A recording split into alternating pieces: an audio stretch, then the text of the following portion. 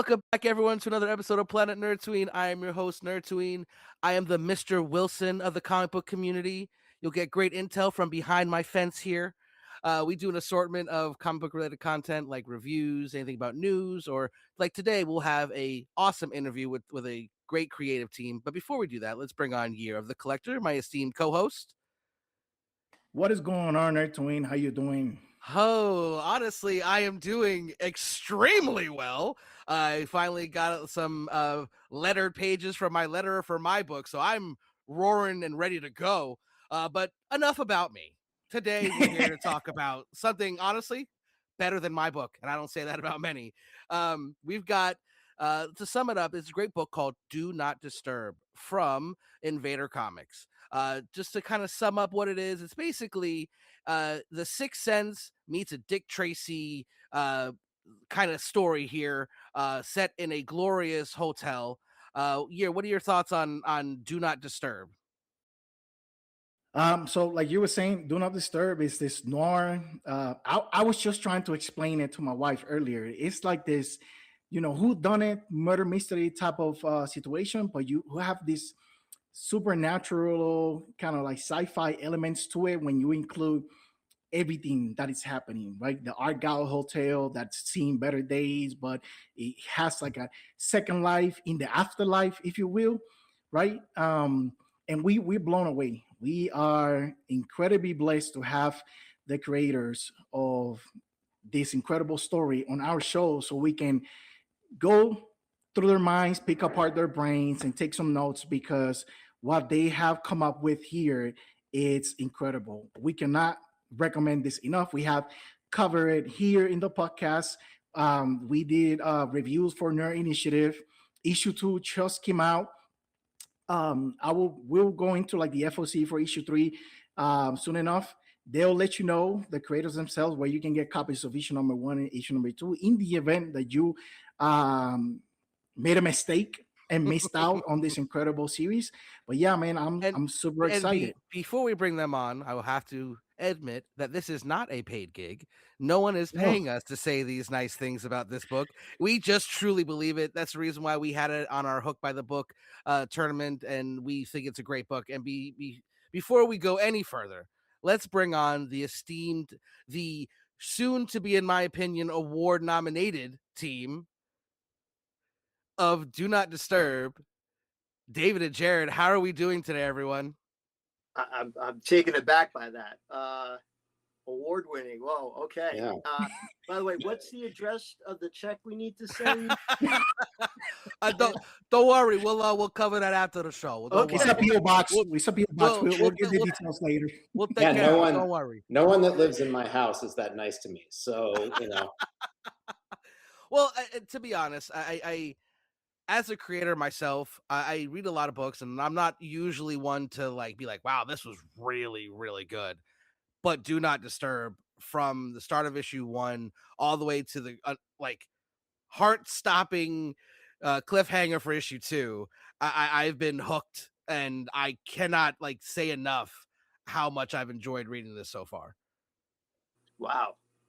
That Jared, I'm a little flabbergasted here. Could you please take over for me? Yeah, I mean, thanks. Look, the point of this book was to have fun, we kind of started with this noir world, this very, kind of dangerous world that we set it up in. But we kind of knew we were setting it, we were kind of starting with this thing that was kind of a familiar trope, of the noir detective, very jaded and all that. But once you got into the hotel and the people that lived in the hotel, our brains just thought you could have so much fun with this. Oh yeah. Yeah. No, and it's clear you did, because the issue 1 was a nice little taste, getting to jump through different time periods. It's like, oh, this is really nice. I like this. But then you really dove in issue 2, and we'll have a little spoiler section towards the end where we actually can talk about issue 2. So anyone who's trying to keep up is not spoiled, but you really steered into the skid when it comes to the whole ghost trope. I was I love how, and you saw it in issue 1 too, where the ghosts know what's going on, and they're not just I'm from the 1800s. What is this? You know, like they actually are wise to what's going on. I feel like that's always something that's so much more compelling because if they're just stuck in their time period, okay, that's a really small little storyline you can do. But if they've been around for decades and have seen things throughout the years and how things have changed, oh, it's limitless what you can do. And I think you guys know that because you're the ones writing the story and taking it in crazy ways. You reminded me of there was this movie called The Others. And it's not like we were referencing that, but what I thought was really interesting was like from the perspective of the ghost. Hopefully this is not a plot spoiler for people that have not seen this movie. This movie's over like, I guess maybe 15, 20 years old. So you kind of lost your there, but it was kind of like from the perspective of the ghosts living their lives, right? So I think kind of like what we were doing with the Argyle was like, yeah, these are like the folks that live in this hotel, and they've grown accustomed to it, and they pretty much have at least a good existence. They enjoy their stay there. Right. And I think when we were coming up with the story, I mean, we had different iterations, but this one was like Jared and I were just trying to explore the hotel proper and what kind of world that would be.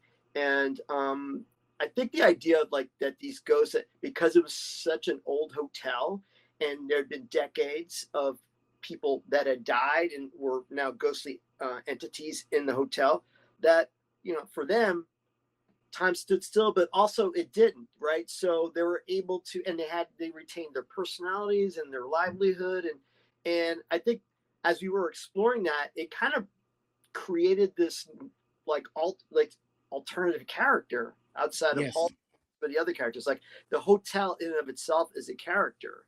Yeah, and for that sure. world is a character. And I think that's where Jared and I were having a lot of fun playing with that. You know, not knowing if other people would respond to it, but at least as we were working on the story, creating kind of the rules of the hotel and how you check out, how long you stay. So it was kind of that exploration of it. I think you guys broke the trope of like the haunted house or the haunted building with the different pockets and the different dimensions that you gave to the Argyle. Like for people that are listening or watching, the Argyle Hotel has been around since the 1920s, 1930s, if I'm not mistaken, right? Yeah. And you know, the heyday of this hotel in the living world has it's long past, right? Now it's like a rundown place where you have like homeless people and crime and drugs and all these things, right? Like we like kind of like how it happens in real life. Right. Yeah. But the hotel itself, when people pass away, their souls, their ghosts, their life essence stays in the hotel, right?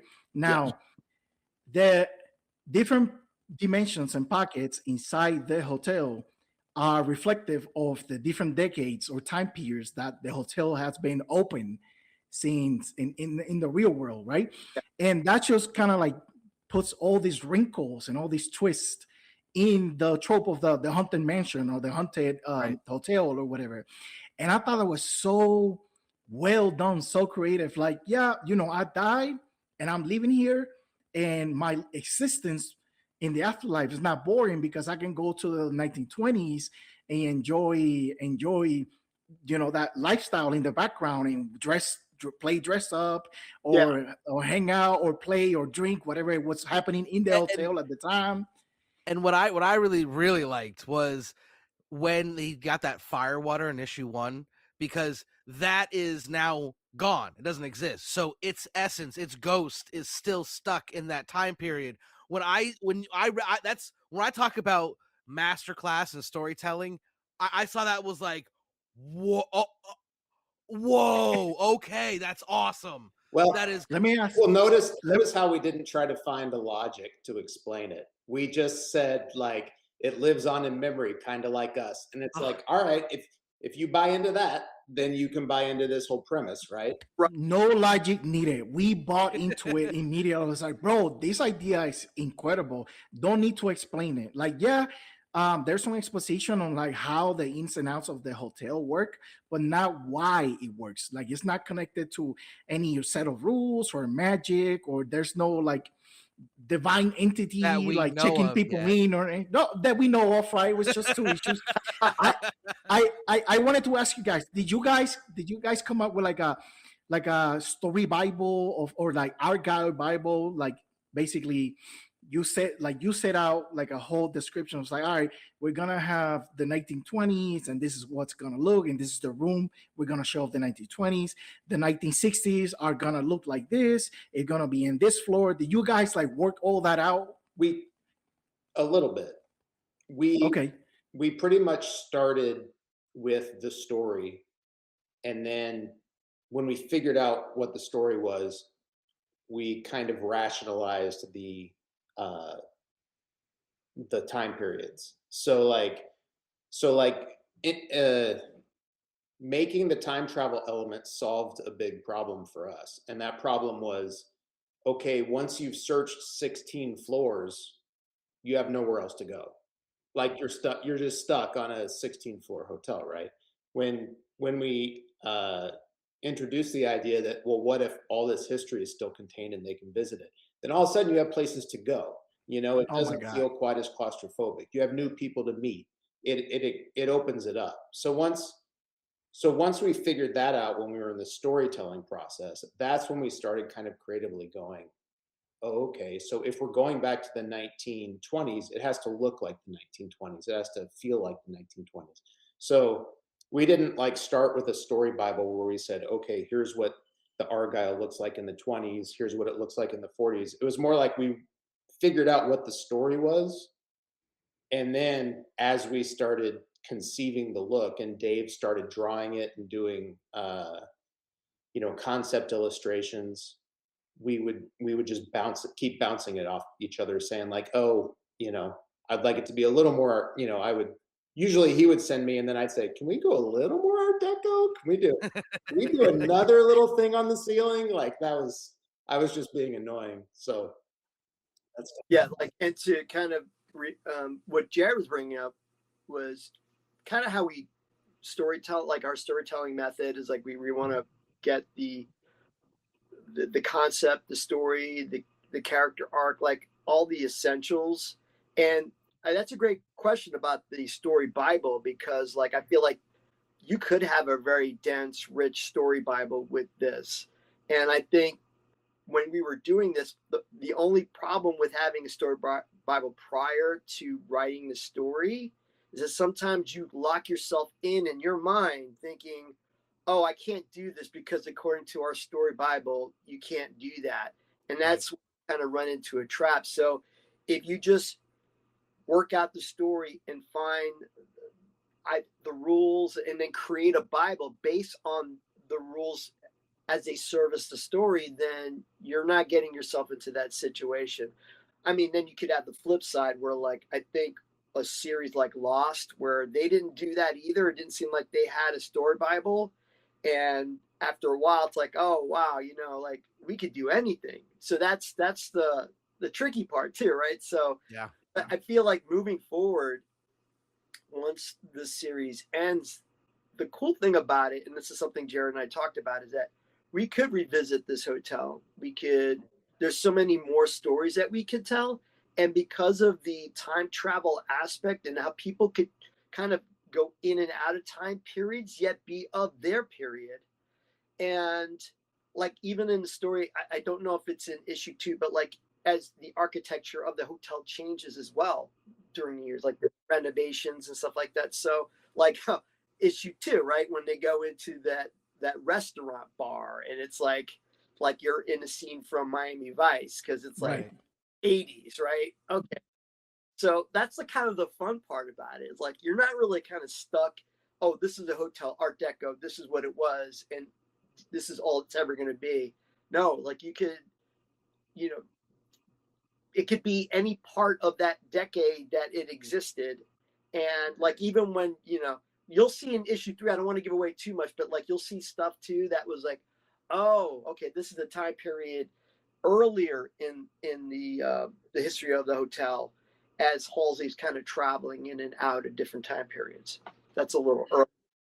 I guess I was asking about a Bible because like as you progress in the story and you keep adding all these like little pockets, like time pocket dimensions and all these like really elaborate rooms inside the hotel and in the different time periods, I would get lost in the details of adding, because like you could have like, yes, like the decades, it's a limited time, right? But all the different like um iterations of the hotel while it has been open, you could do, you know, 6 different iterations of the lounge, 6 different iterations of a bar, the restaurant, the cabana, the penthouse, like Yeah, Absolutely.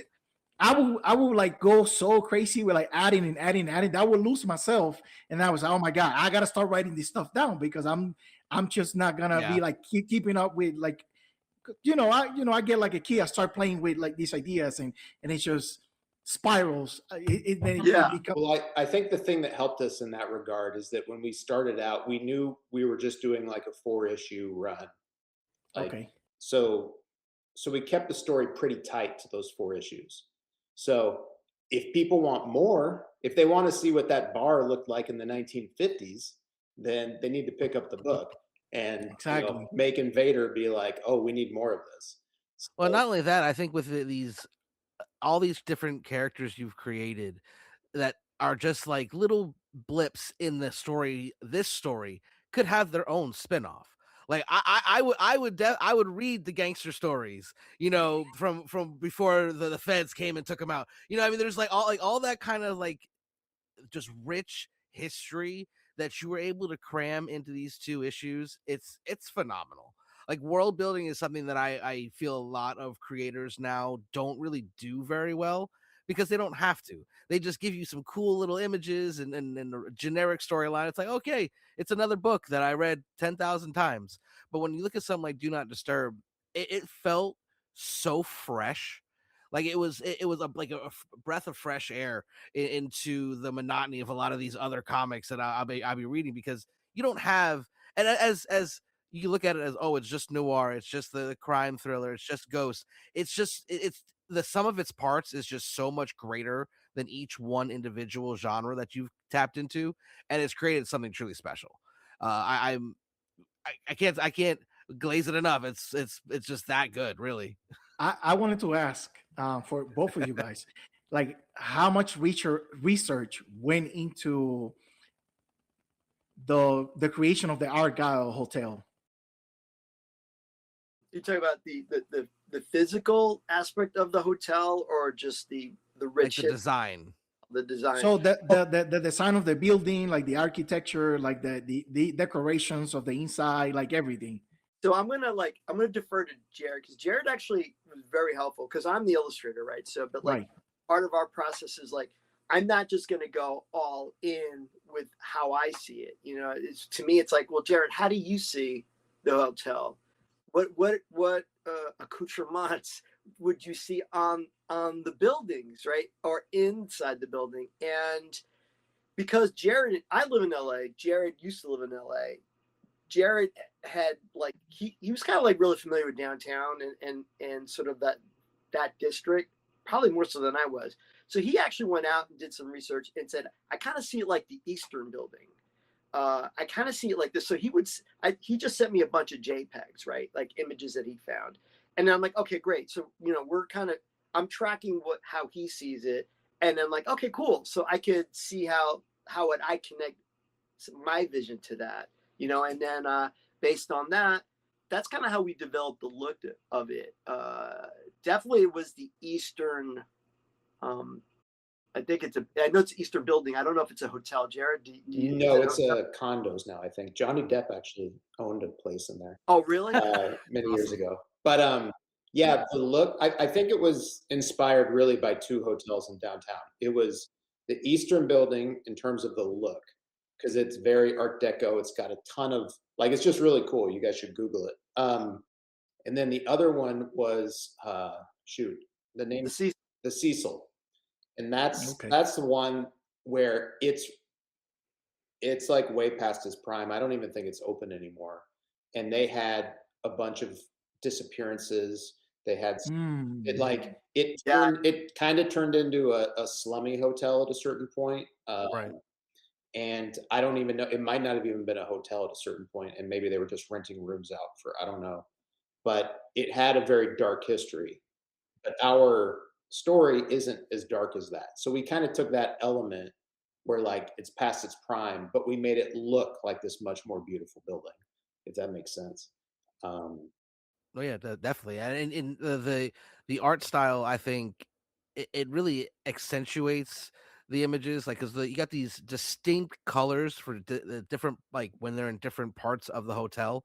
So it almost feels like you're actually being transported there versus just reading a straight comic book. Oh, look, they're in a new place. No, the color schemes are different, and the people are different. It's just it's so rich, and I want to but mention an unsung hero, and that's Lorenzo Scaramella. I mean, his colors uh, really make this comic book pop. Also, the artist of a cover for issue 3. Yes, A okay, cover for issue 3, Lorenzo did.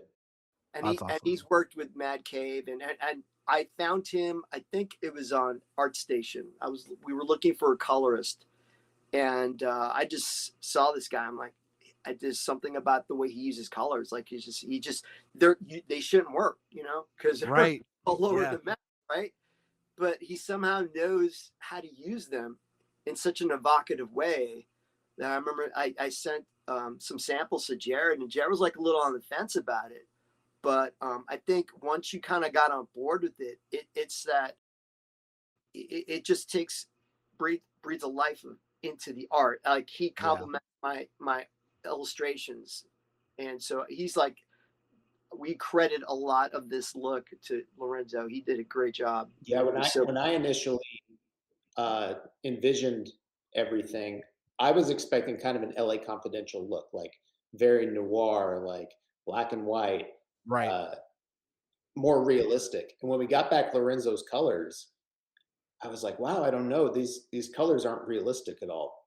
But when I wrap my brain around the idea that like he really captures the fun, the emotion of the story, and like he really accentuates Dave's art, like within 24 Right. hours, I said, this is way better than anything. Because it otherwise it just would have looked like any other noir book, right? Yeah.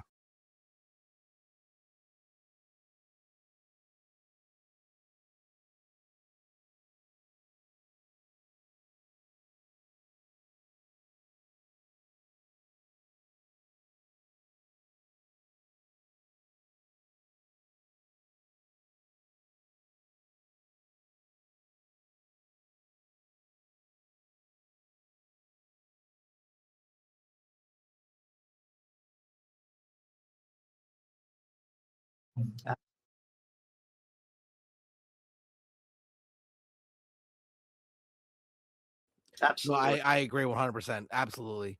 And that's the thing. That's what, like you were saying, Jared, about just having it be another crime noir book. Like I totally understand where you're coming from with something like that. Like when I'm writing my book, I sometimes see things completely different, and then my artist will be like, "Okay, well, how about we try this?"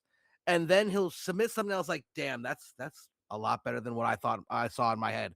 Absolutely. Like in issue 2 of my book, I had one page I wanted to look like a documentary almost, like truly static. And I was like, I want it like this. And he's like, okay. And then he drew it. And then he like literally right after he's like, how about we try this? And also sent the what his idea was. I was like, damn.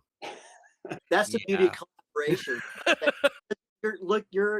You have a vision. You have and sometimes if that vision is true and you fight for it, or you said I really do see it this way.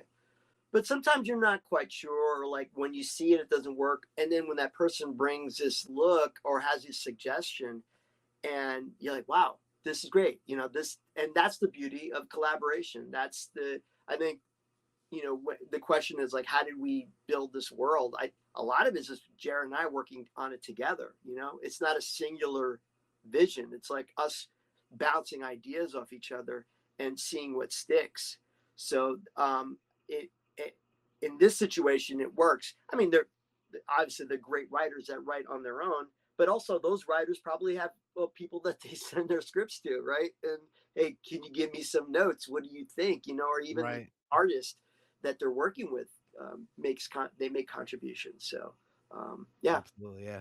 Well, we actually want to. Yeah, we actually want. I know you were going to jump on this. We actually wanted to ask you guys, like, what is the dynamic between you two, right? You got because David is credited as writer and illustrator, and Jarod is credited as writer, right? And I know that you guys, like, I did a little bit of research on you guys, and you guys have worked on comics together before, right? Yeah. In the inspectors from correct.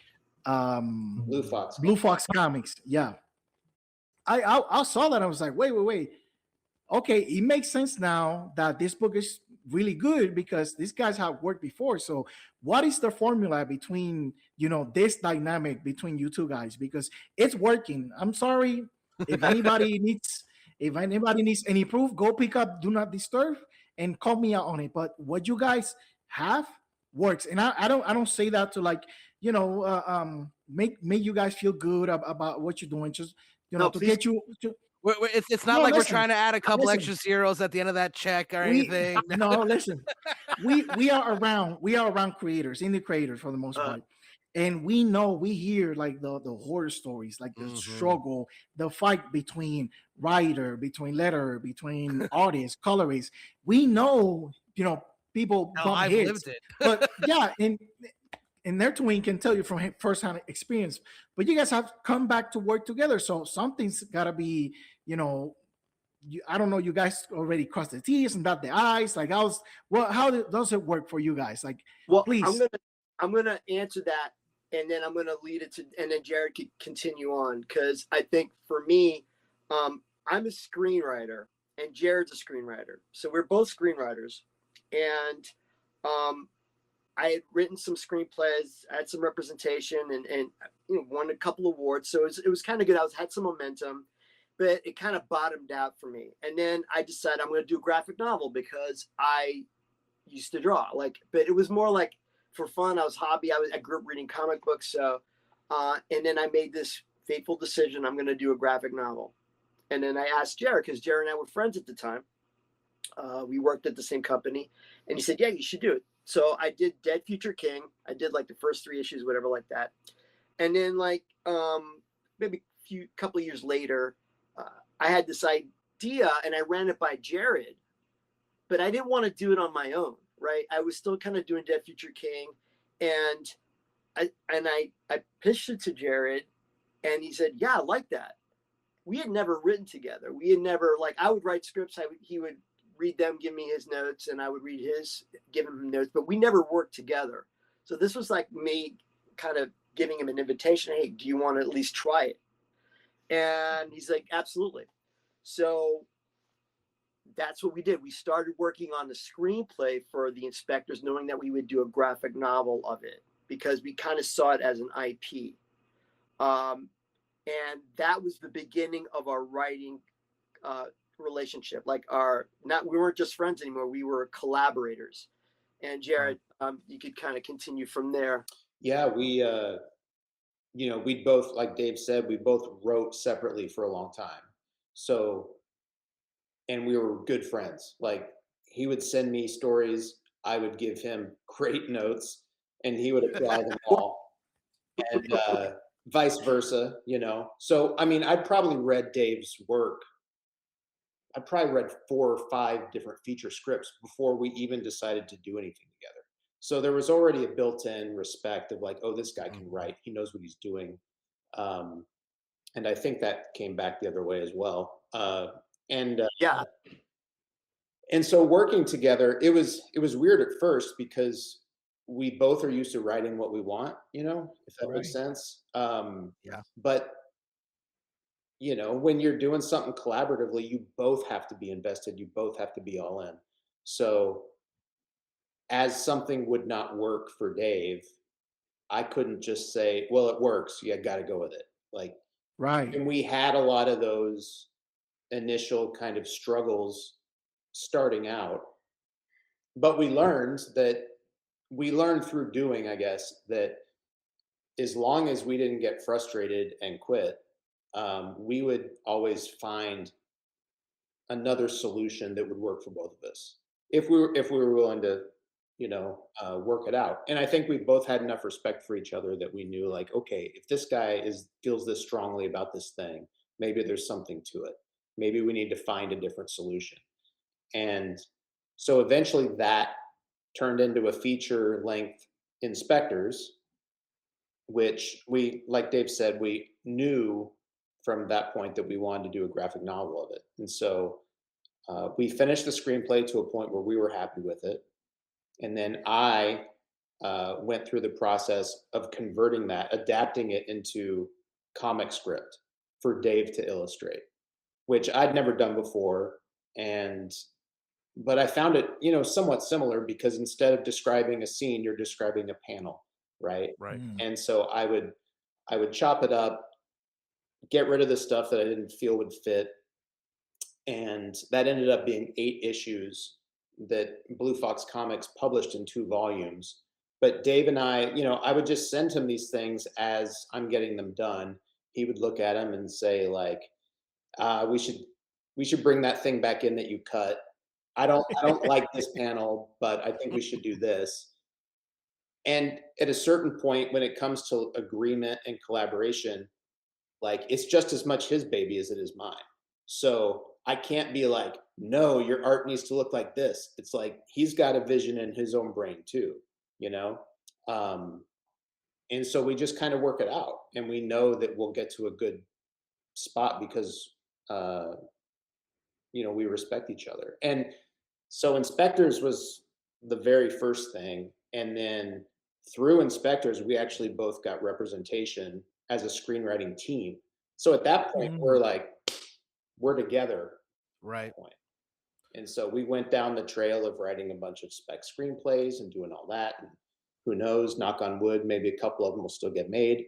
But we never stopped writing together at that point. And then Do Not Disturb was our first comic only thing we've ever done.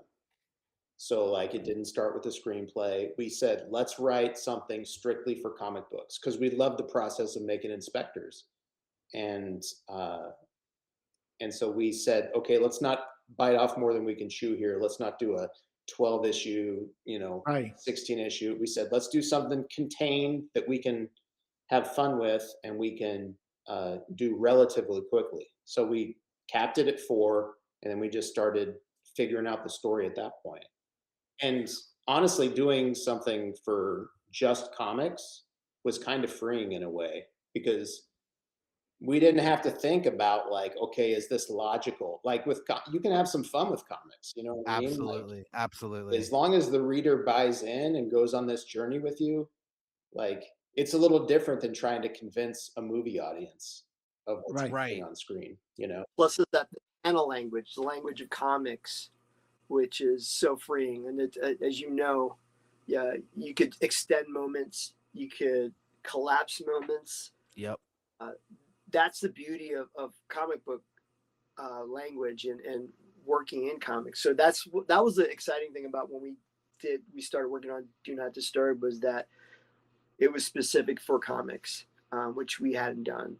I mean, I did it for the previous comic book, but I hadn't done it since. And then Jarod, he wasn't from a comic, but like, he wasn't really into comics, like, as I was, but like, he was a fast learner, and now he's like a huge fan. So like, it's just, it's that the pacing was, I think, that the one thing that like is different from screenwriting. The pacing is like, you could have a moment where you say this person does this, picks up something, but like in comic, when you're writing for comic books, is it in between a moment? Is it like after the moment is established? Like, so it's a lot of that. It's learning those things, and what's most important. Are you going to protract that moment, or are you going to condense that moment? It's definitely. I want to go ahead, Nerdtooine.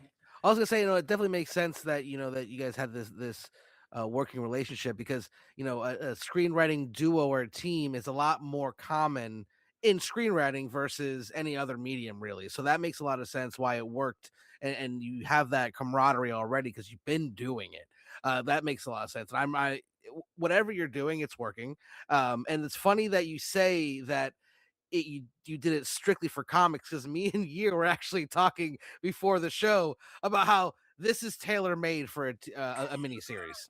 Like we literally were talking before the episode, before this recording. We were like, man, I would literally do a four episode mini series and just do it each book exactly, because the way you ended issue 1, the way you ended issue 2, it wasn't just like the ending of the book of that issue. It was like a pause, because like I'm sitting there going, wait, well, no, what's happening next? Like I'm excited, and in my head, like when I read the conclusion issue 2, I was like, oh yeah, fade to black, run the credits. That is the best ending of an episode I've ever seen.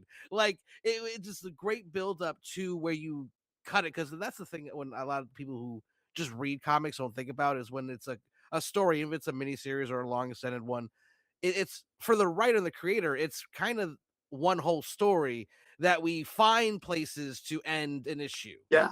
You Right. know what I mean? Like, Yeah. so a lot of people don't like see it like that, but I do, and I understand. So like for you have the whole movie, and you're like, all right, let's make it into 4 little episodes. Like that's how it felt perfectly tailor made for that. And that's ironic that you didn't plan to do that, but I think you somehow nailed that right on the head unintentionally. Well, as a writer, like as you're writing it and you know that that issue is going to end and you want to entice a reader to continue on, it's like you have to formulate some kind of cliffhanger, right? So, right. but that's not just thrown in, that's actually part of the story. So as we were going, we were very cognizant of that. It's like, okay, we're coming at issue 1, this is what happens. At the end of issue 2, this is what happens, knowing that it was going to be leading us to the next issue. Right. So, but yeah, that you responded in that way. That's great. Like, we don't know. I mean, we're kind of creating in a vacuum.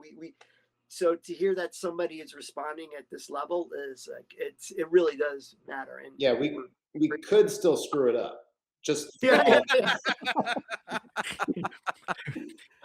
Well, as of this recording, right? As of this recording, you like right? 50% of the story is amazing. Well, that's the statement that we can put out right now. No, I wanted to ask, and maybe you answered this already, but if you're gonna elaborate a little bit more, Jarod. So David threw in there a little detail that you was not really like a comic book reader, like a comic book fan, right? And I understand that the medium of comic books has its own structure, its own language, and you have to like believe and have confidence in your readers because there's a lot that is implied that happens like in between panels, for example, right? Like not everything's gonna be shown, right?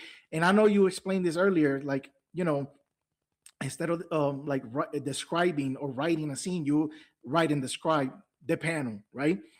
Well, was there any like learning curve for you writing from screenplay to writing a comic book script? And I'm sure that David, being already a veteran in comic books, helped you out in that process of like translating one medium to another, because it's 2 completely different worlds. Yeah. Well, let me first say, it's not that I wasn't a comic book fan. I liked comic books fine. It's that I wasn't a comic book reader, because I'd always felt like to me, the only thing I really knew about comic books was that, they're at Spider-Man 5000. And in my mind, it was always, well, how can I jump in at Spider-Man 5000? Like, do I have to read all 4,999 issues? Ironically, yes and no. So that's a whole nother episode that we can jump into. Yeah. So when Dave approached me to do this, he introduced me to Image and graphic novels and compendiums where it's like, oh, here's the whole story in this hardcover book. It's 30 issues. You can read all of it. And that, what was it that he recommended for you? Yeah, and that kind of unlocked my brain into like, oh, comics can be their own self-contained story. It's not everything is Thor 500. You know what I mean? Right. So I just wanted to get that out there because like it's not that I didn't like. Ooh, this guy, he doesn't like comics. Yeah. Totally misrepresented. I think the first one was it Nemesis? What was the one because I know you bought comics, but I think was it Nemesis that I said you should check out Nemesis? You recommended a bunch of them. I don't remember. I think the one that made me fall in love with comics was Ed Brubaker's Pulp. When I read that, I was like, oh, this is just like from beginning to end. This wasn't just like a superhero comic. This was like a human story about this particular character. And I loved it. And from that point on, it was like I wanted to try other things. Like I checked out one of the first ones I got was Court of Owls, the Batman, Scott Snyder book. And I liked that too, but I was like, okay, I know Batman, I want something else. And so then when I started reading these original stories, that's kind of where I fell in love with it, because I really saw an avenue for us as screenwriters to get our work out there without needing $80 million to make a movie, But to answer your question, like, how do I adapt to it in my writing? I honestly found it fairly similar if you adjust your brain to what you're making. So at the end of the day, like I knew I wasn't making a movie anymore. I was making a comic book. And so you had to think about the scene and what's going on, what you're trying to say in a way where you can convey it, instead of 3 pages in a screenplay, you got 1 page. Because this is only a 24-page issue. You got 1 page to get this idea across. What can you do? And without having it be 13 panels. Right. Yeah. When I first started with Inspectors, it's like, here's a 12-panel page, Dave. Can you fit this? He's like, oh, geez. Oh my God. I understand that so well. Because Here Walks Monsters book I'm writing is my first and only book I'm writing. And the first time I sent my artist a script, he got to like, I think it was like page 3, and he was like, dude, I can't fit 15 panels on this page. It's not possible. I'm like, but they don't have to be big panels. He's like, no, you don't understand. It's not physically possible.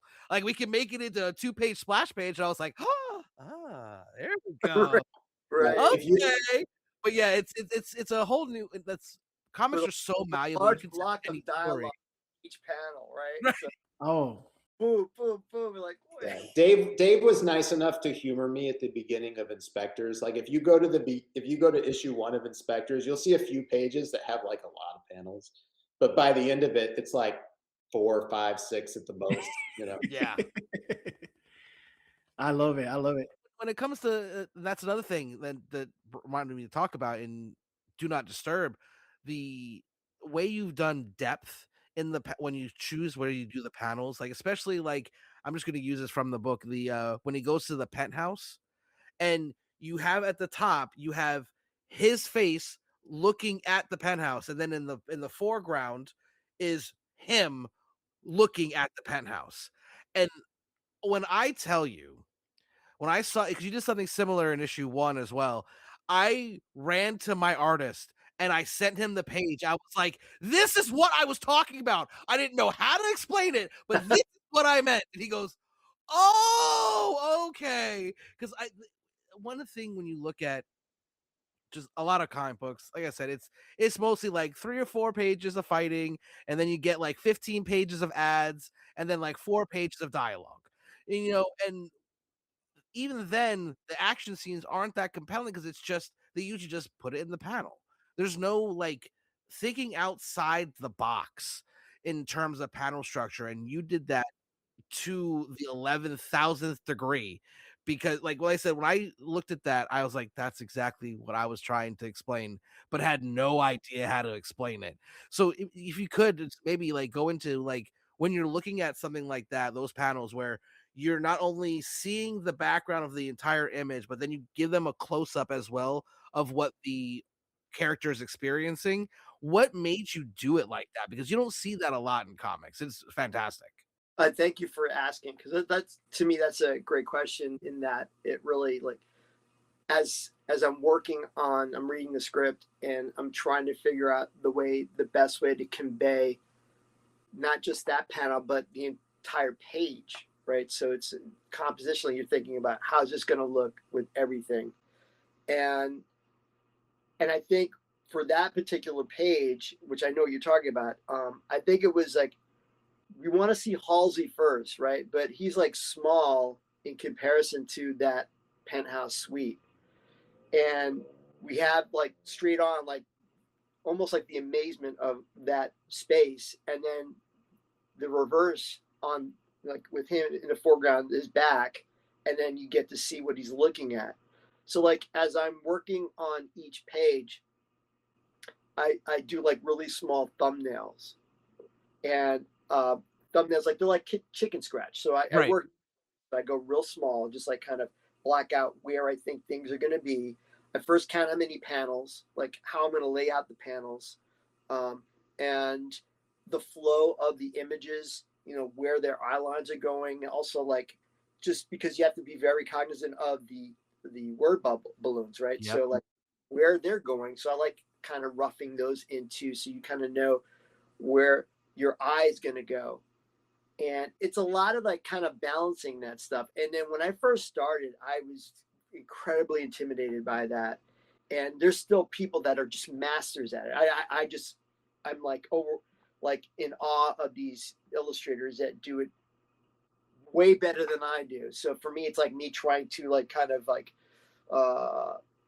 use them as examples, you know, and try to get to the point where like I'm at least learning some of the stuff that they're doing.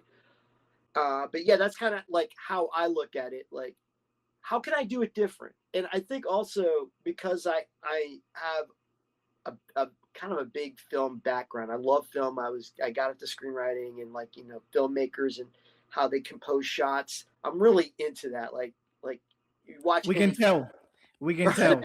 I'm glad you Yeah. can tell. Watch any Fincher movie and you see how he blocks shots, and it's just like, it's amazing. It just compositionally, and like, so for me, that's my North Star, so to speak. Like that's where I want to get to that point where I'm able to do that proficiently, and I'm glad that in some ways that you appreciate that. That's what I'm hoping for, and I'm aspiring for that. And for anybody to kind of take away with that, like, or that's their takeaway from the books, then awesome. I feel really happy and content that actually is what's happening. That, you know, people are kind of seeing. Yeah, it the work is very cinematic, and it's, and I don't say that about a lot of books, but almost every book that I love, I say that about. Like Exquisite Corpses, that's the art is done very cinematically. Do Not Disturb, The Digger, it's all very this cinematic approach. And I do the same thing in my, like, a lot of times in my scripts, I will literally be like, this is like this scene in this movie. Yeah. Like, you know, kind of like, this is the vibe I'm going for. So that try to encapsulate that in the scene. Like there was one in issue 1 where I was like, this should be like an anime cutscene. And he was like, okay, I know exactly what you mean. And then delivered that. And that is some of the things, the little tiny details, I don't know if a lot of people really notice, but I think subconsciously they do, because they don't know why they like it. They just know they like it. Yeah. I think that's what's a lot of translating with, especially like The Digger and Do Not Disturb. Like you have these really precise, like very artistic choices that you've made that elevate the quality of the book. And then people who aren't like me, who look at every single panel with a microscope, is literally like, wow, I really like that. And it's just kind of accepting these really high end abilities that you're putting on show in these books. Like I gotta stop, because I can't stop talking about how much I love it. Add another zero, please. I want to say, we get a lot of independent and like first time creators submit books to us for us to like review and whatnot, and we are very wary of.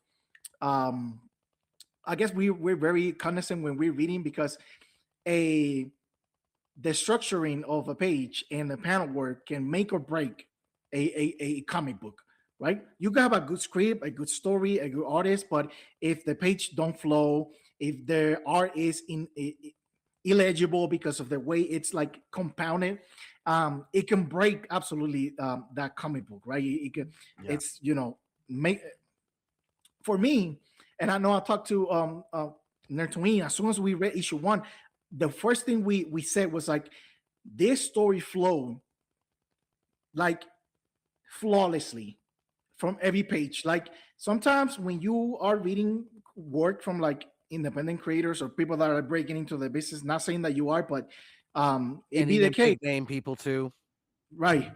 It be the case that we looked at, like we bounce off little commentary amongst ourselves, and like, do you know where am I supposed to, like, did I read this correctly? Like, this doesn't make sense, because like not just the word bubbles, but the paneling itself is kind of like they try to get too creative, or they try to like break the mold, or what have you, because comic books is a very malleable and flexible medium, but you still have to put out a very cohesive story, right, in the structure of it. And we had no issues reading your book. It was like, okay, like you guys guided us through the story. I had, in no moment I was like, okay, I'll go from here to here, and no, I had no issues whatsoever. That means a lot. Part of that is because Dave and I are both kind of story first, and if you can't follow the story, like, I've read comic books where I'm like, this art's really good, but I have no clue what's going on. Yep. And Confusing. Yeah. Like there's a lot going on in that panel, and you don't. And I was going to say that coming from you guys, that means a lot, because I know I've seen your your analysis of comics as you go through panels on Instagram, and you're describing, like, you really put thought into what you're reading and how it connects with you. So you saying that about our issue, like, that holds a lot of water, at least for me, and I'm sure Jarod. So I just want to say thank you. Thank you. That means a lot. Listen, okay, I'm gonna tell you this story. I'm gonna tell you this story because you need to hear it, right? This is credit to you guys. We got the book. I don't remember. Kyle is the one that gets submissions most of the time. We read it here and we cover it, right? And I was like, you know what? I want to take it a step further, and I want to review it for Nerd Initiative, like outside of this platform. And I reach out to your guys' publisher, and I ask him, say, look, I got a review copy for this book for this podcast, but I also do reviews for Nerd Initiative. Is it okay if I take that same copy and I write a review for another platform? And he was like, yeah, let's do it. And then I reach out to my Nerd Initiative editor. I was like, yo, there's this book from Invader that I know we don't talk about it here because we never get, we're not on the press release list. We wasn't, but now we are. And I told him, listen, I want Nerd Initiative to put a review for The Digger and for Do Not Disturb. These books are incredible.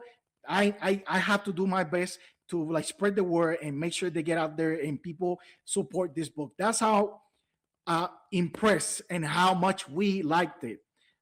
We was like, bro, what can we do? What can we do to support this? Like outside of like, buying a copy and talking about it. Like because like for those watching or listening, like Nerd Initiative is a media company that covers like all things nerdy, including comic books. And I'm one of the bullpen writers for reviews. Like every Wednesday we drop reviews, and I'm one of those writers. And I was like, bro, I can't remember his name right now, but your publisher, the guy that runs Mike Perkins, I'm guessing. Yes, thank you, Mike Perkins. I have Mike Perkins get in touch with my chief editor in their initiative. It was like, yo, make sure I get the green light before I do this, because I'm gonna do it anyway, but I want to make sure everybody's okay. And they were like, yeah. Mr. Perkins was like, yeah, bro, yes, do it. I was like, all right. Yeah, It's they over. want people to have heard of Invader. Absolutely. Right. Yeah. Oh, we so appreciate this. We so appreciate this because, as you probably know, it's really hard to get noticed. Unbelievably. You know, and Invader is a small, publishing company. They're not big yet. I have every Keyword yet. Yeah, and I really do believe that because with the Digger, like I mean, I know I'm just gonna take a little moment here to really shoot some praise to the Digger as well, like T.S. Luther and Sam Goodwin. Like, just like the art is so unique. Yep. And it so stands out, and it's like you just like kind of like, I love it. Like maybe in some ways I don't understand why I love it, but I love it. Like it's because it's so. Oh man, it's just like the features are so exaggerated, but it works. It's so freaking awesome, and like that's what excites me about, like, it's not just us, but it's like that the Digger's out there, and I know we have artillery that's out there too, and then there's like, I think I'm just really excited about Invader and their prospects, and that you guys took the time to really kind of promote our book, and the Digger means a lot. It just says that, that there's quality out there. Maybe people don't know what's out there, but there are people that are really trying to get their books out there and get noticed.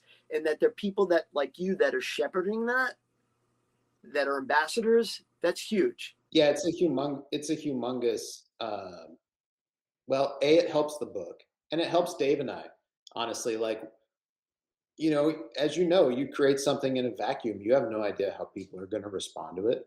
And when people not only are like, yeah, that was good, but then they want to share it, that means even more. And yes, we've appreciated all of the good reviews and just people being helpful, because we think it's good, but until people read it, we don't know, No, and shout out to Invader, because there are not very many independent or any type, because the big two, they don't accept any type of solicitations that will even accept pitches. I know, I looked.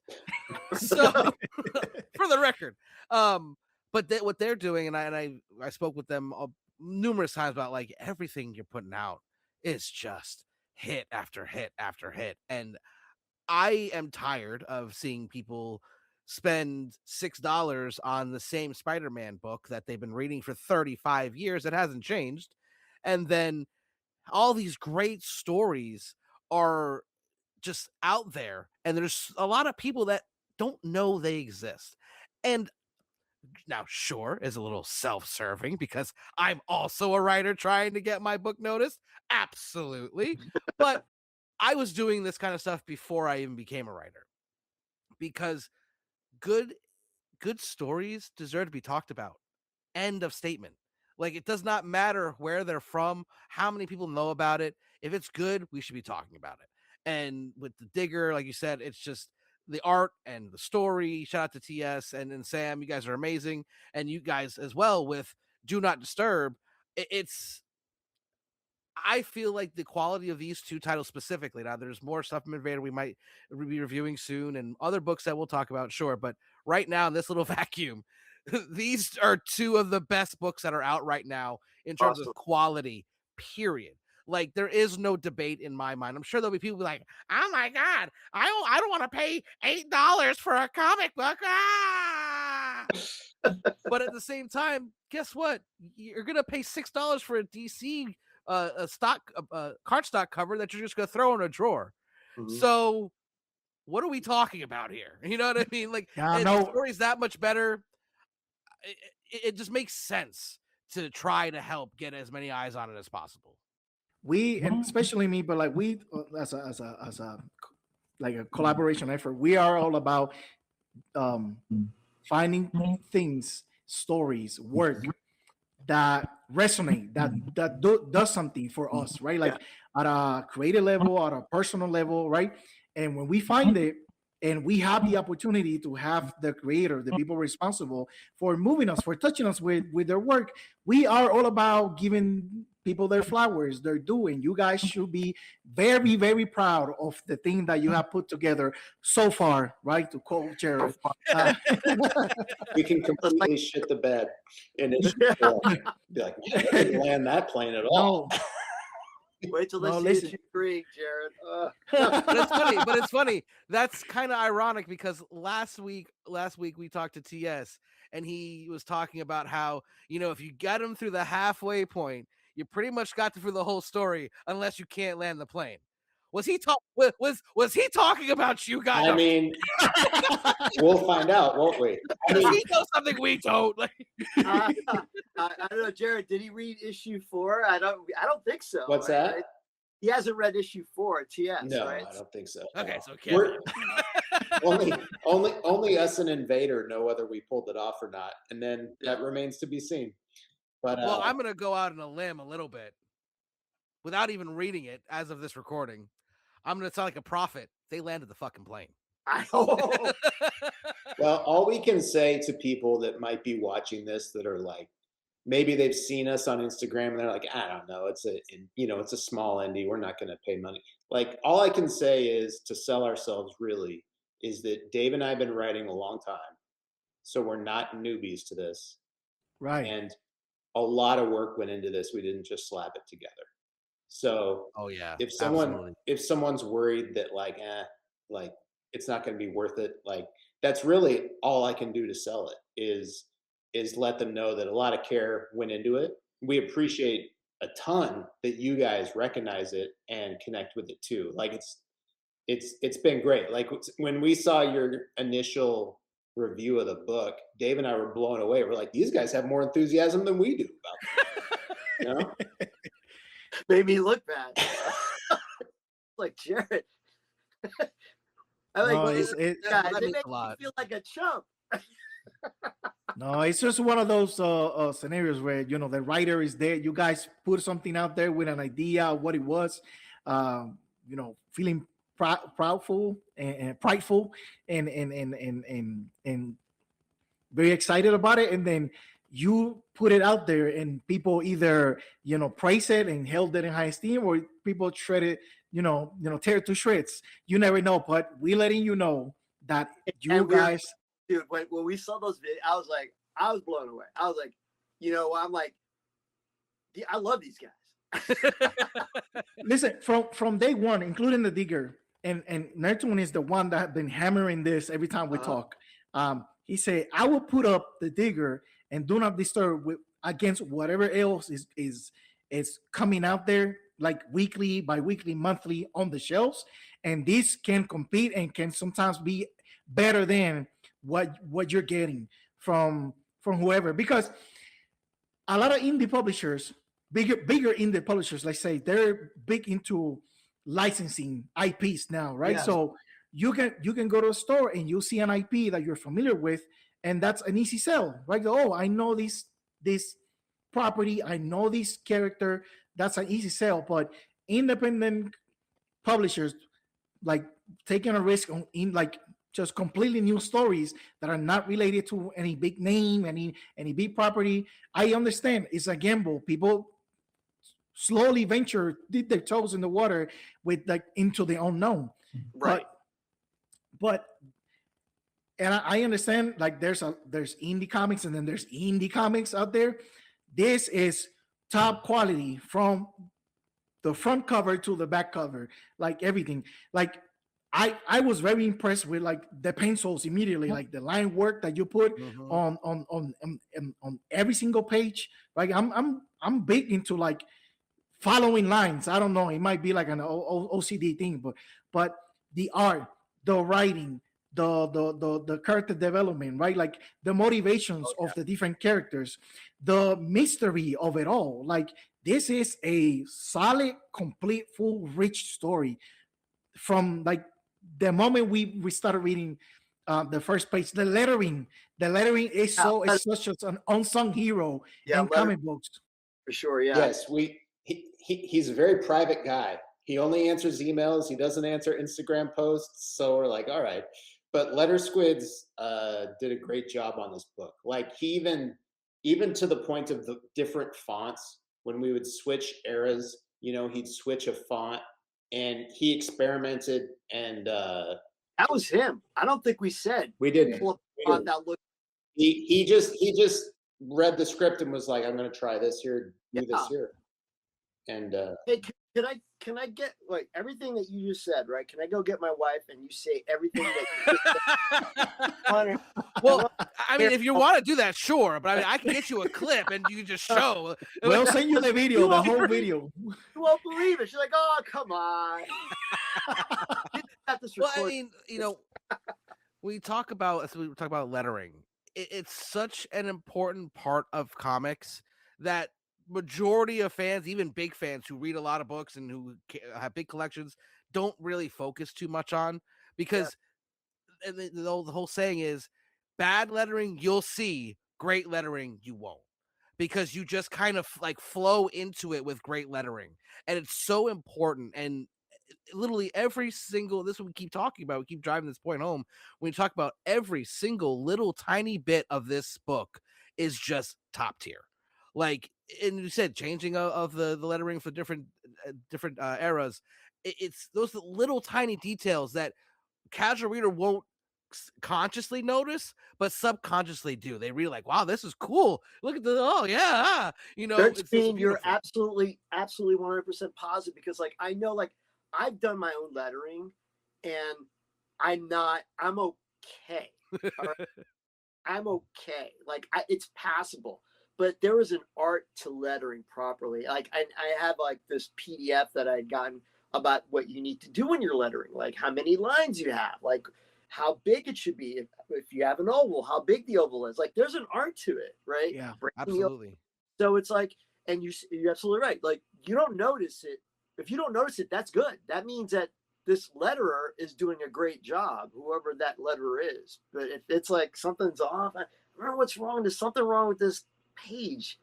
Might be the lettering, like you said. So no, and like my book, so I had my first issue was done, 100% complete, ready to go, and then I brought it to MegaCon a few years back, and I was showing it to different creators, and a lot of them were just nice, like, oh, this looks cool, oh, keep going, buddy. But a few looked me dead in my eye, like, hey, for the record, your lettering is trash.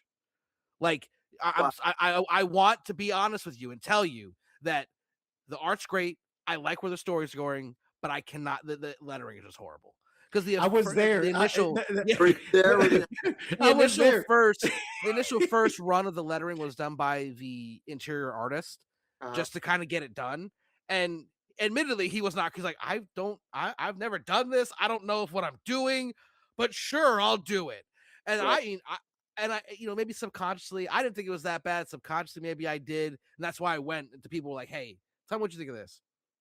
And when I tell you, I thought I almost gave up right then and there. I was like, the lettering ruined it. I can't. There's no way I'm gonna be able to find a letter. And now it's creating my own comic. I get to see. You look at like tiny little things that letterers do, like just to accentuate what's happening in the scene. It gives emotion. Sometimes it takes emotion away. If you have like a big bubble and there's just little tiny words, that they're like whispering or like they're like mumbling. It gives so much to the panels.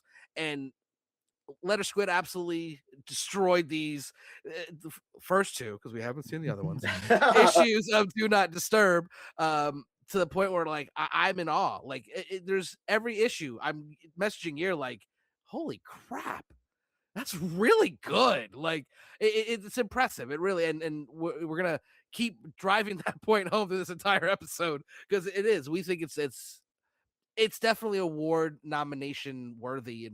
Granted, I'm not someone who makes that call. Like I don't work for the Ringos. I can't get them to nominate it like it should. But Do Not Disturb is fantastic from every aspect. I mean, you could start your own awards, and it'd be well, that's kind of what we tried to do with Hook by the Book. Like, I kind of did try that, because like the issue 1 hooked us. We were like, this like I want to like maybe design like a sticker or something you can put on the covers. Like, this is a Hook by the Book, because if you want to, a lot of times some issues, even great stories, take a few issues to really get into. Like you give that leeway a lot more to like an IP, like Spider-Man or Batman or whatever. But like an indie comic, you don't get that luxury, because if the first issue is bad, there might not be a second. If the second issue is bad, there definitely won't be a third. Well, we knew starting out we were only going to try to do 4, so there's no time to wait at that point, right? Exactly. Like, you got to get into it. It worked. At least so far. Hook people from the first issue, otherwise they're not going to go past that. Exactly. No, and you definitely did that in our opinion. I know the final order cutoff for issue 3 was on the 9th, was a Monday, Tuesday this week. Yeah. But do you know what's going to be the FOC for issue 4? So put it out there so people make sure they put in their pre-orders. Funny you ask. Mike emailed us that just the other day. That's awesome. Let me find that. Because and we keep trying to drive that point home across to all our viewers and listeners. But FOC is so important, especially for indie titles, because that's what a true sale is. When it's ordered before the FOC. Now, sure, you could potentially, the shop could potentially order it after FOC if there are any available, but the FOC is the guarantee. Yes. So issue 4, the FOC will be April 27th. I don't know if it's in Lunar yet. I haven't looked, but Invader usually tells us, so I have a feeling it's not quite in there yet.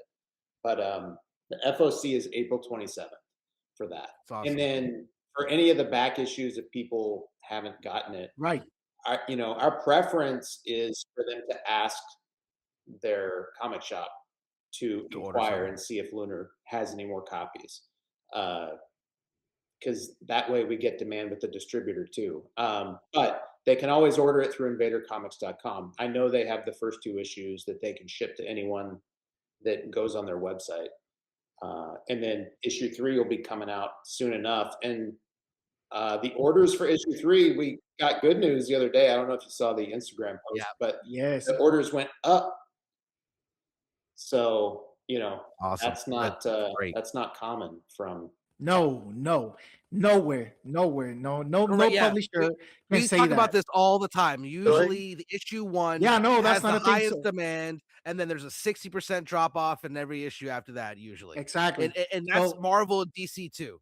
So to have issue 3 out ordered by issue 1 and 2, that's huge. Because what happens is you have like a big chunk of the market that only buys issue 1s for like your Marvel and your DC stuff, right? If a first Batman comes out, a first Superman, or whatever big character, they always get issue 1, even if they don't even if they don't read it or they don't follow the story of the character. A lot of people, just like it used to be in the 90s, like every issue number 1, it's like guarantee sales are gonna be at this number, and the next one is gonna be 60% less. And we're talking Marvel, DC, your big 2. So for you guys to get a bigger pre-order for issue 3 than issue 1 and 2, that just speaks to the volumes, to the quality, right? Of like make sure you land that plane. The good thing is we can't change it no matter what. Like, we can't second guess ourselves at this point. So. It's all right. If issue 3 is as good as 1 and 2, you're gonna have you're gonna have people come back for 4, even if it sucks. So regardless, people are in for the ride, even if the plane crashes. It doesn't matter. 3 out of 4 is still, I don't know, like batting 600 or something in the major league. So success. But still, I mean, if anything you've heard so far, and we're not done, we're gonna do a little spoiler part 2. I got a couple questions that I wanted to ask about certain scenes in issue 2, panels.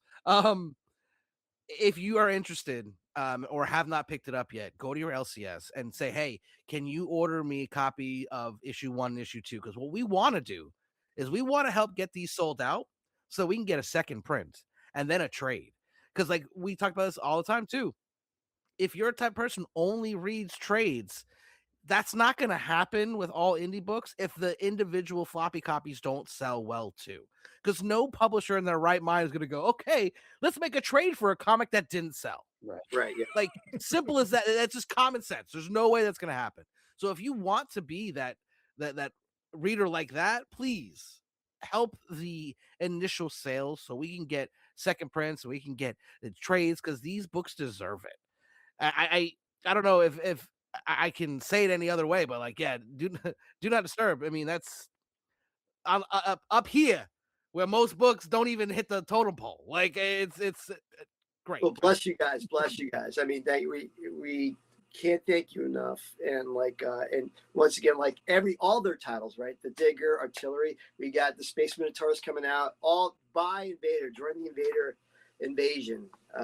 And we're really hoping that Invader takes off. We're really excited about the prospects of it. So, but yeah, hey man, if you don't like issue 3, don't let me know. Just kidding. If people want to see more Do Not Disturb, they got to pick up 1, 2, 3, and 4.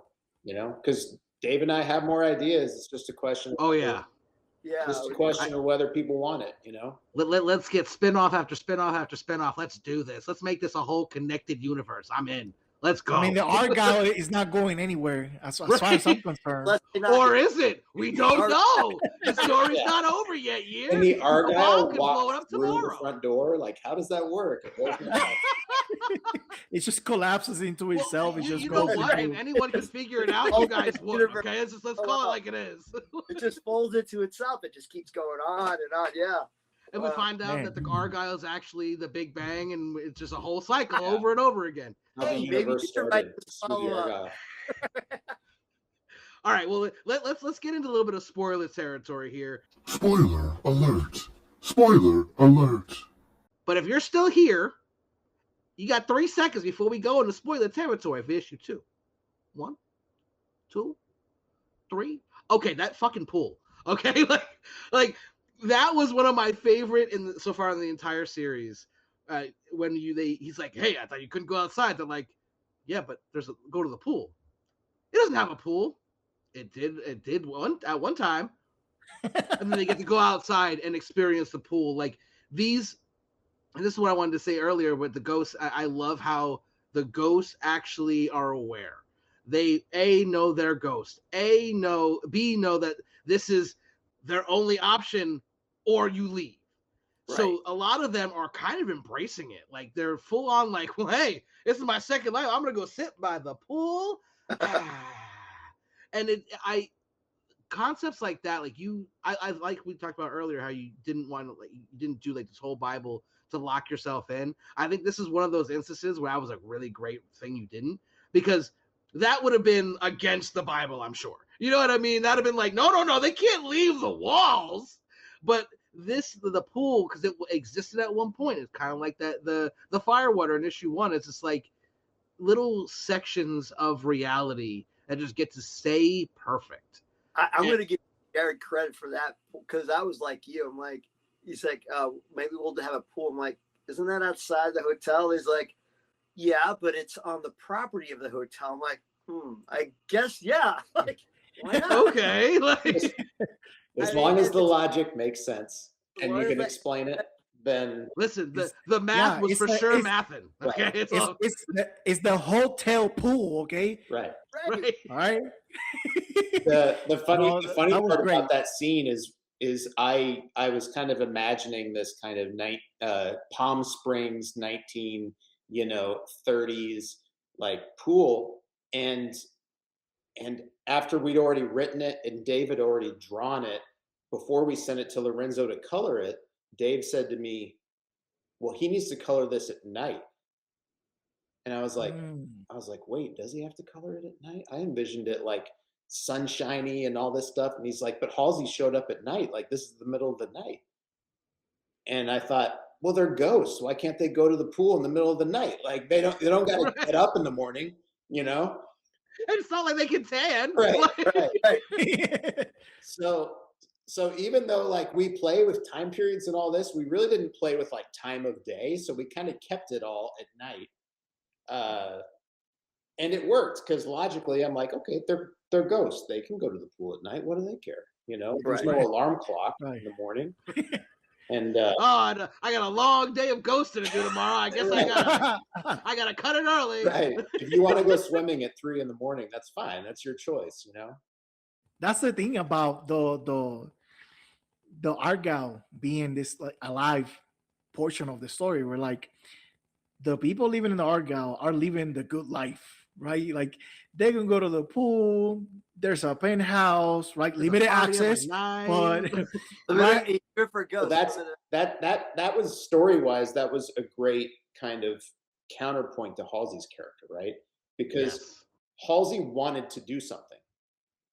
Right. He doesn't just want to sit there and kick back and relax and be like, okay, I'm dead. Like he's actually got a goal. And that flies in the face of everybody else in that hotel. Yes. And I that's what it really piqued my interest when Halsey, like he heard people talking about him after he passed, right? And then he was like, you know what? I'm gonna prove to myself at this point, because nobody gonna know, right? But I'm gonna prove to myself that I was actually a good detective, that I was a good PI. It's just that I stopped trying. Right. But I'm not gonna allow these people to smear me, even if what they're saying is true, because I can actually do this. So I'm gonna go out there and save this girl's life, even if like it's of no consequence to me at this point. I was like, that is a really good character motivation, like out of spite, right? Like he knows he's jaded. He knows he gave up. He knows he he was like doing the bare minimum, but now that it quote unquote doesn't count, now like hearing people say it about himself, like just lit a fire under him that wasn't there necessarily. I was like, bro, that's relatable. Yeah. That's relatable. And like I really liked about an issue too, where he's talking about how all throughout his life he's always being told to watch his back because he's gonna die. Well, now death is off the table, and he's still being told that. You're right. And when I read that, I was like, ooh, I like that. And in my head, I literally thought, ooh, that's cinema. Like I literally thought like that. That is that moment in the movie where everyone's like, oh, I like that. I think it's like with Jared and I were looking for like universal themes. So like in the part of the thought process was that, a lot of times when you live a life, and I would imagine I'm not there yet, but like at the end you reflect on, all the things that you've done, and like you kind of, it's all about time. Like how much time do you have left? And here's a guy that's died, right? For all intents and purposes, it's like it's over for him. But it's like he's not going to let that stop him. Like even death, he's not going to let that stop him from solving this case, which is bizarre concept. Yeah. But like, why let that stop you, even if you're dead? And who says you can't get offended after you're killed? Like exactly. Like who says ghosts don't have egos? Like that was like my big thing. Like I can be like self-loathing and like talk myself down, but if I hear somebody else say the things I say about myself, I was whoa. Right. Only I can say that in the mirror. Exactly. I look in the mirror and say terrible things to myself that you're not allowed to. Right. That's so true. That's so true. The second something up on you, you're like, but you beat up yourself all the time. I mean, that's just normal, right? No, absolutely. Right. And when you look at this your main character, he is so relatable in so many ways, because I bet there's a lot of people that be listening to this that have that like feeling of maybe I could be doing more, but I'm not going to do it today. Well, his today it doesn't exist anymore. Yeah. And now he's finally like, okay, those guys said that about me. I'm gonna prove them wrong. And I mean, he kind of like, we don't really know too much about him as a detective early on in his career, but he kind of grew a backbone more so in this like issue 2, because he was ready to get checked out. He's like, no. I'm going to the top penthouse. I'm getting this girl. I'm Sam here. I don't care what happens to me. And like, you got this really great mafioso scene at the end that led to the final panel, where it's almost stereotypical mob scene, but in such a fresh way, because you could still threaten, But what's the big threat? Well, we're gonna send you to wherever you go after this, because we don't know. This is you didn't tell us what happens when people check out. I mean, this could be purgatory. Is this heaven, hell? Is this the waiting room? Like, we don't know. And those unknowns, for some reason, even for me, for someone who hates unknowns when I'm reading, it's like no. I'm like Sheldon in that episode of Big Bang. I don't need sleep. I need answers. I'm usually like that, but for some reason with this book, I don't know. I think it boils back down to that partnership with that Firewater. Once I bought into that is no longer existing, so it lives on in memory. I'm like, okay, you know what? Strap in. I'm here for this. Whatever happens, let's do it. And I don't have to know all these unknowns, and I think that is part of the allure of the book too, because like. Issue 2, I'm so excited. I'm like, ooh, what happens? What's gonna happen next? We don't know. Just disappear? Does it? What's gonna happen? It doesn't matter really. It really doesn't. That's funny because the discussions that Jared and I have about like, will people buy this? Like, it's like like, will this make sense? Will this work? Because we don't really know. It's like we're putting it out there. It kind of works for us, but maybe it might not. And that you're saying that, hey. Firewater, yeah, that was kind of cool. Thank you. No, you're welcome. And listen, I know. Trust. Poor Year. I send him pieces of script. I send him panels. I send. He is basically like an unnoted editor on my book at this point, because I literally like, dude, am I wrong? Like, because a lot of times that's my question, because I'll get something and I'll be like, I don't like this. What if I did this? And then I'll send it to Year and be like, Year, am I wrong when I say this? And he's like, most of the time, he's like, no. Well, but every once in a while, he'll be like, yeah, you're overthinking this at 100%. You're wrong. Sorry. Like, that makes no sense. Like, as a writer, you kind of have to, because of the thing that you're fearful is that somebody's going to poke a hole at that plot hole that you have there, right? And have you seen it before where they pick apart, you're like, you know what, you're right. And so you're like always cognizant of like, I don't want this plot hole to be this gaping hole that I'm pretending is not there. It's there. It's staring me right in the face, and I'm imagining that's not there. I can explain it away, or I can address it. So it's better to fix it before you start drawing it. Yes. Oh yeah, I don't like having to fix. So my artist would attest to that. He this last issue I made issue 2 is basically like an entire Easter egg, the entire book. So like I'd have little tiny things to like, hey, I need you to put this in the background right here because it's gonna show up later. He's like, fine. Now do you put that in your script so that way like it's not a surprise, or do you add that on later just to annoy him? Like, both. Oh yeah, this thing. Honestly, it's both. Like I go very detailed with what I need in the panel, but then like he'll send something to me and I'll be like, hey, can you sneak this right up here? Like, there's a little tiny open spot right here. I want you to put something right there. And it's like, there are times. I guess. I'll send Dave a comic script page and he'll include it in the art and he'll send it back to me once it's drawn, and I'll go, maybe we don't need that. I've done that too. For the record, they hate that. Yeah, we need, because like it was all for nothing. Yeah. Right. Dave's like, thanks. I took 4 hours drawing this. I've experienced that too. What I end up doing a lot is anytime he sends me something, like especially if it's a character that doesn't like work or I want to change for any reason, I go, save that. I'll write a story for that character so you didn't waste it. Like, because like there was a character in issue 2 where he drew it completely like off his own mind. Like it was based off of a real person, and I provided him pictures, and he even did the concept design art. for it. He made the concept art for this character already, and then he didn't follow it at all. And so he turned it in. I was like, okay, I mean, I like this character, but who is this? That's not who we're talking about here. I was like, all right, it's fine.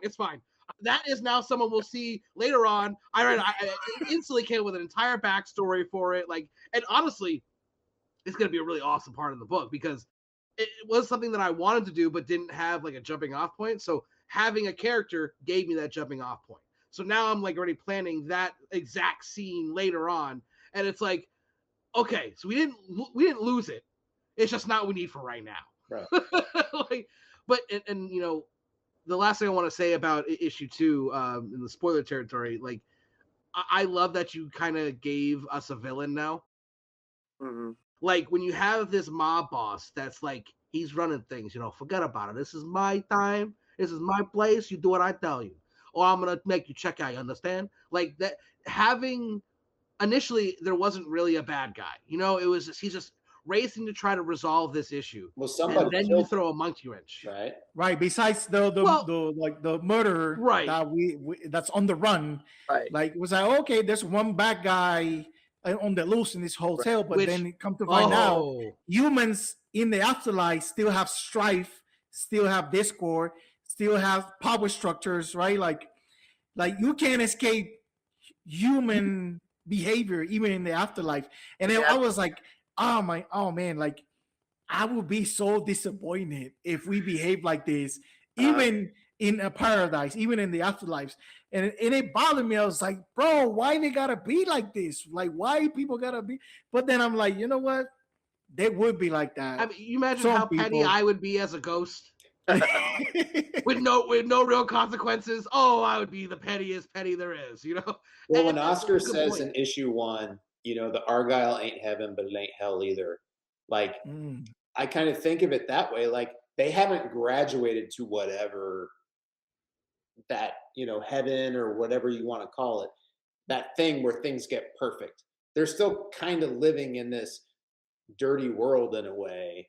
They're just not physically in it, if that makes sense.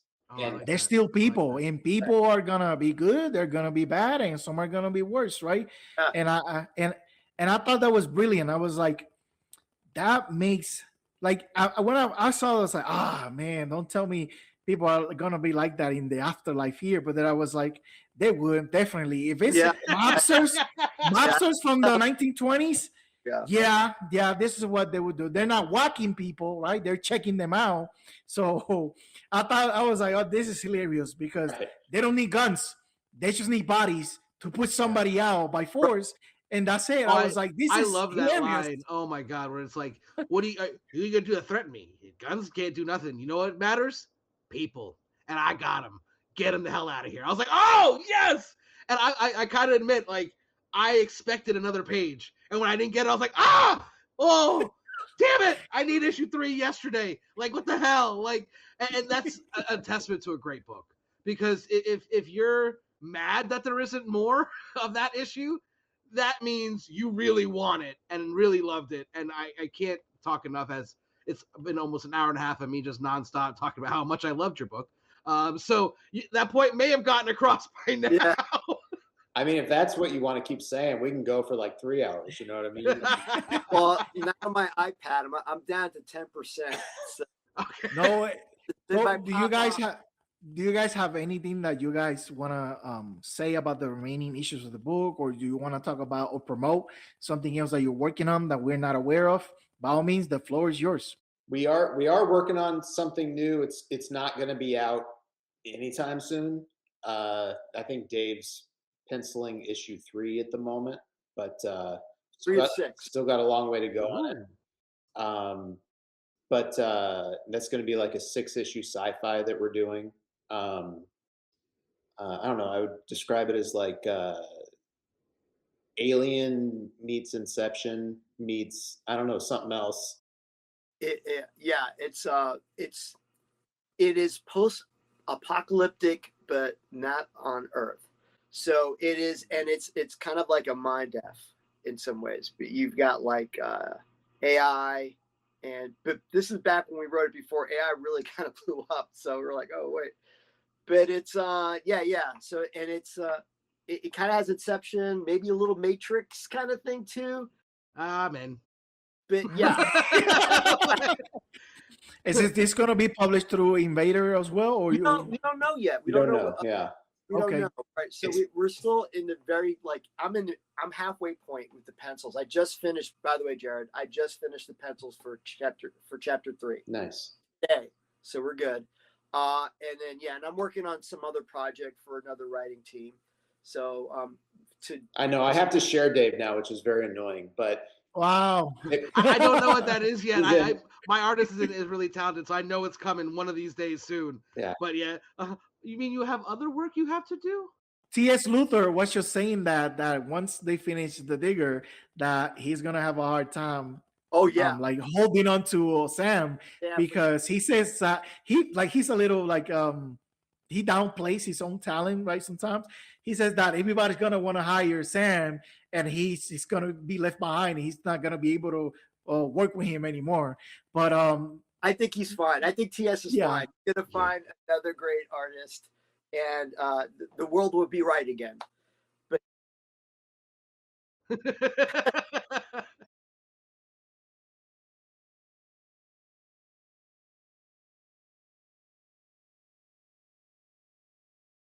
Yeah, I foresee that too. Yeah, for sure. Yep. Thank you.